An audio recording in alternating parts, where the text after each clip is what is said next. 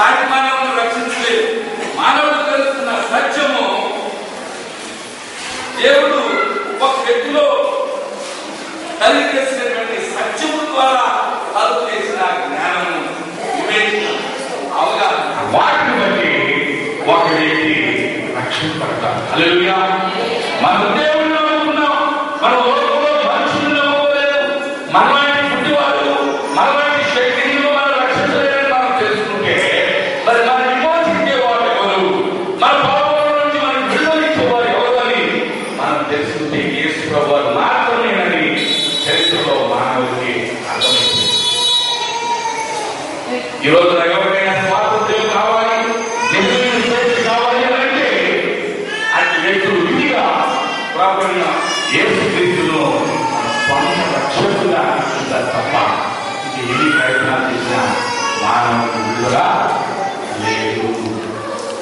ప్రియమైన దేవుని బిడ్డ, నేను మిమ్మల్ని ప్రేమతో అడుగుతున్నాను, మీ సహోదరులుగా నేను ఎప్పుడో వచ్చాను, మీకు ఎక్కువ పరిచయం లేకపోవచ్చు, కానీ ఆత్మీయంగా మీకు తెలుసుకుంటున్నాను.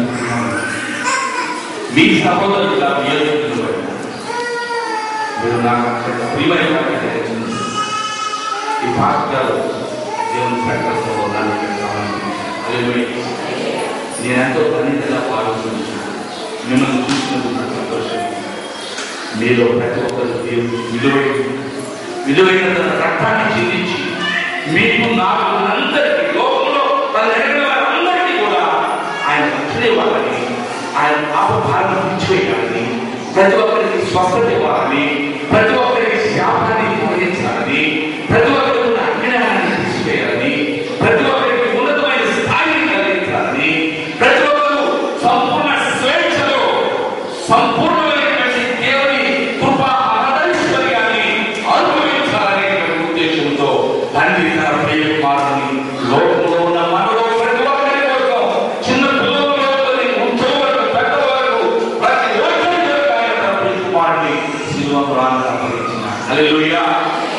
తనెవరు అంగీకరించినో వారికి అందరికీ అనగా తన నామమునందు ఏడు యోహాను సువార్త 1:12 యోహాను సువార్త 1:12 యోహాను సువార్త 1:12 చదవండి ఒకసారి.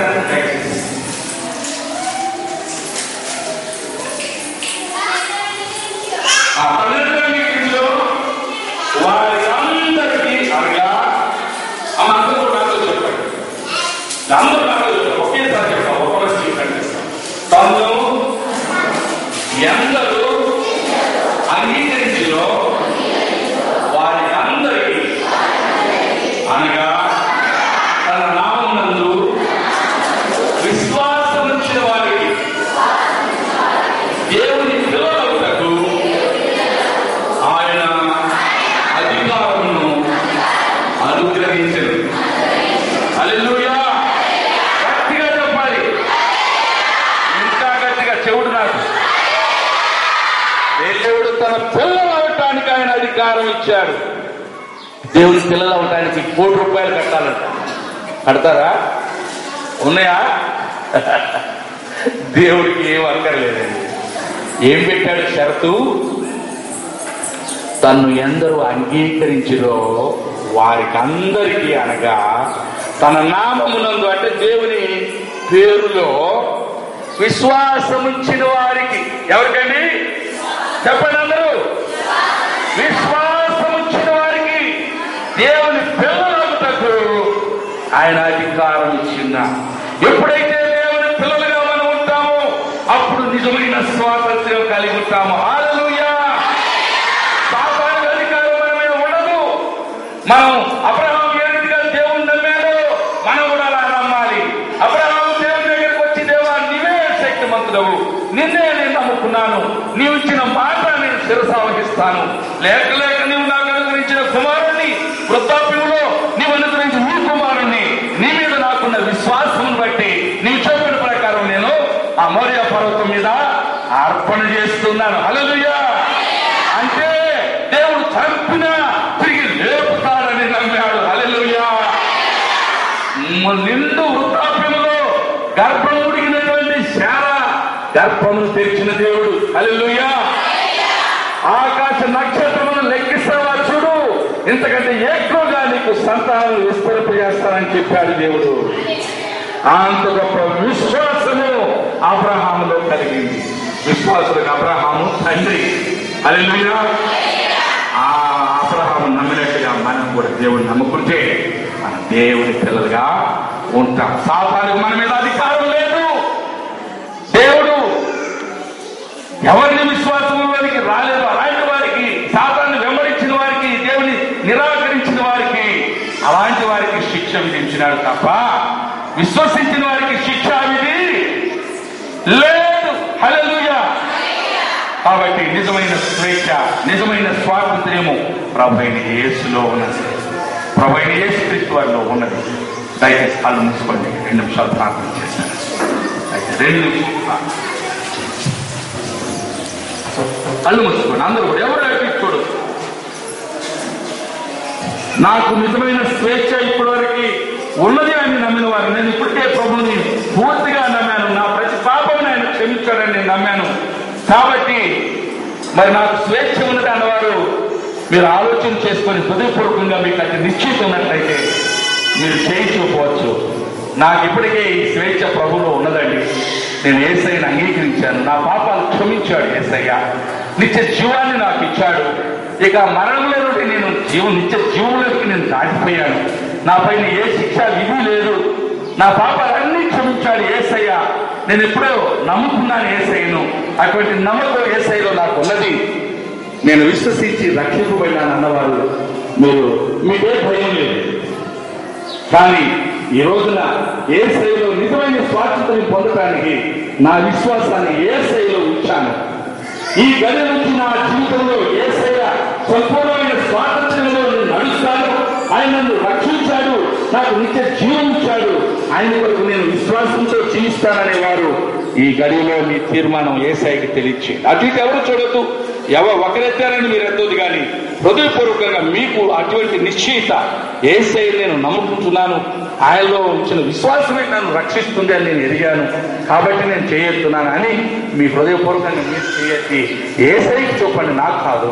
చేతులు ఎత్తండి దయచేసి. ఎవరైతే యేసయ్యలో పూర్తి విశ్వాసం పెట్టుకున్నారో ఒక చేయి, అందరూ ఒక చేయి చూపండి. ఇప్పుడు ఎందుకంటే 2 చేతులైతే ఆయన స్తుతిస్తాం, కానీ ఇప్పుడు యేసయ్యకు మన తీర్మానాన్ని, ఆయన బిడ్డలుగా మేము నీ బిడ్డలుగా ఉన్నాం యేసయ్య అని మన తీర్మానం యేసయ్యకి మనం తెలియజేస్తున్నాం. తన అందరికీ అంగీకరించిన వారికి అందరికీ, అనగా తన నామమునందు విశ్వాసం ఇచ్చిన వారికి, తన యందు నమ్మకం పెట్టుకున్న వారికి ఆయన తన కుమారులుగా కుమార్తెలుగా ఉండటానికి అధికారం ఇచ్చి సంపూర్ణమైన స్వేచ్ఛ స్వాతంత్ర్యాలు వారికి ప్రసాదించారు. ఇక దాస్యం లేదు, అపవాది తొత్తులుగా బ్రతకవలసిన అవసరం లేదు. చేతులెత్తిన వారు ఒకసారి దించని చెప్తాను, మళ్ళీ ఒకసారి ఆలోచన చేసుకొని, అవును నా విశ్వాసం నిజమైనది, యేసయ్యే నాకు అధికారి, యేసయ్యే నా రక్షకుడు, నా పాప విమోచకుడు, నేను ఆయనలోనే విశ్వాసం ఇచ్చాను, మరి దేన్ని నేను నమ్ముకోవడం లేదు. నేను చేసే ఉపవాసాలను రక్షించు, ఆయన రక్షించినందుకు నేను ఆయన మీద ప్రేమతో ఉపవాసం ఉంటాను తప్ప రక్షణ పొందడానికి నేను ఉపవాసం ఉండను, రక్షణ పొందడానికి నేను నీతి క్రియలు చేయను. రక్షించాడు కనుకనే ఆయన కొరకు నీతిగా జీవించాలని తీర్మానం చేసుకున్నాను. అవును ప్రియులారా, ఇటు నిశ్చయిత కలిగిన వారు ఇప్పుడు అర్థం చేయాలి. ఇప్పుడు చేతులు చూపులు యేసయ్య. ఈ ప్రార్థన నాతో చెప్పండి. యేసయ్యా, నేను నీ బిడ్డగా నీవు అనుగ్రహించు సంపూర్ణమైన స్వాతంత్ర్యము క్రీస్తు ప్రభు ద్వారా తండ్రి అయిన దేవునిలో స్థిరపరచబడుటను బట్టి నేను అట్టి స్వాతంత్ర్యమును పొంది ఉన్నా. నా విశ్వాసమును బట్టి నేను దేవుని కుమారుడుగా కుమార్తెలుగా ప్రకటించుచూ ఉన్నాను. ఇక ఎంత మాత్రము అపవాదికి తావు లేదు. దేవా నీకే స్తోత్రం. ఆమేన్. ప్రియ పరలోక తండ్రి ప్రభువా, నీవు అనుగ్రహించిన ఈ గొప్ప తరుణాన్ని ఈ ప్రియ బిడ్డలను బట్టి, నిన్ను హృదయంలో చేర్చుకున్న ఈ గొప్ప సంఘమును బట్టి, మీ దైవదాసుడు అయా రెవరెండ్ శ్యామ్ అబ్రహాం గారిని బట్టి, ఇక్కడున్న ప్రియ సేవకుడు దేవుని దాసులను బట్టి వందనాలు స్తుతులు చెల్లిస్తున్నాను నాయన. నేను అల్పుడను, అయోగ్యుడను, నీ వంటి ఆశ కలిగిన వాడును, నా ఆశను నిత్యము తీరుస్తున్న వాడు. నీ నామములో నీవు గొప్ప కార్యములు చేసి ఉన్నావు. ఓ నాయన, ఎన్నెన్నో అద్భుతాలు చూశాను, ఎన్నెన్నో ఆశ్చర్యకరమైన నీ క్రియలు నాయన నీ బిడ్డల ద్వారా నువ్వు చేయించుకుంటున్నా. ఈ సంఘము నువ్వు బలపరిచి, ఈ సంఘంలో ఉన్న ప్రతి బిడ్డను విశ్వాసాన్ని స్థిరపరిచి, సంపూర్ణ స్వేచ్ఛతో స్వాతంత్ర్యంతో ఈ పరిచర్య ద్వారా నువ్వు మహిమ పొందమని, ఇక్కడ నుండి జీవం కలిగిన దేవుని వెలుగు, ఆయన స్వార్థ, ఆయన రక్షణ సందేశము భూదిగంతముల వరకు వ్యాపించడానికై సహాయం చేయి. నీ శక్తిని ఈ స్థలంలో విడుదల చేయి. నిండారుగా ఆత్మను కుమ్మరించుము తండ్రి. హల్లెలూయా. నీ యొక్క ఆత్మ ద్వారా అనుగ్రహింపబడే అనేకమైనటువంటి ఆశీర్వాదాలు, అనేకమైన తలాంతులు, అనేకమైనటువంటి ఆత్మీయ వరములు సంఘ క్షేమాభివృద్ధి కొరకాయి, నీ బిడ్డల ఆత్మీయ క్షేమాభివృద్ధి కొరకాయి, నీ శక్తి లోకంలో నిన్నెరగని అన్యులను సూచిక కొరకాయి విడుదల చేసి అనుగ్రహించు. ప్రతి ఒక్కరిని ఆత్మలో ముద్రించు, సత్యములో ప్రతిష్ఠించు, సంపూర్ణ స్వేచ్ఛలో స్వాతంత్రంలో నడిపించు. నీకే వందనాలు స్తుతులు చెల్లిస్తున్నాను.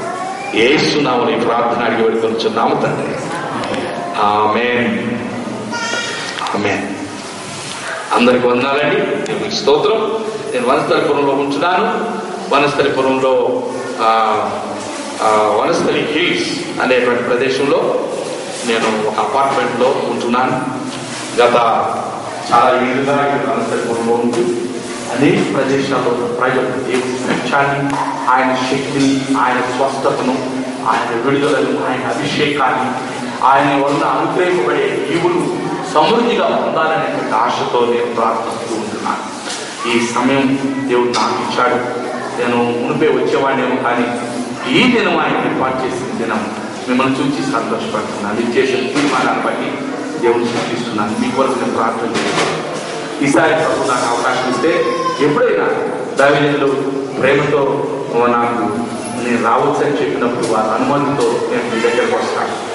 నేనేం మీకంటే గొప్పవాడిని ఏం కాదు. మీలో ఉన్న సహోదరుడుగా నన్ను భావించుకోండి. మీ పాస్టర్ గారి ద్వారా ఏదైనా కార్యక్రమం ఉంటే నాకు తెలియచేయండి. నేను వచ్చి మీతో సంతోషిస్తాను. మీ అందరికి వందనాలు. చాలా వందనాలు. మీ ప్రేమ నేను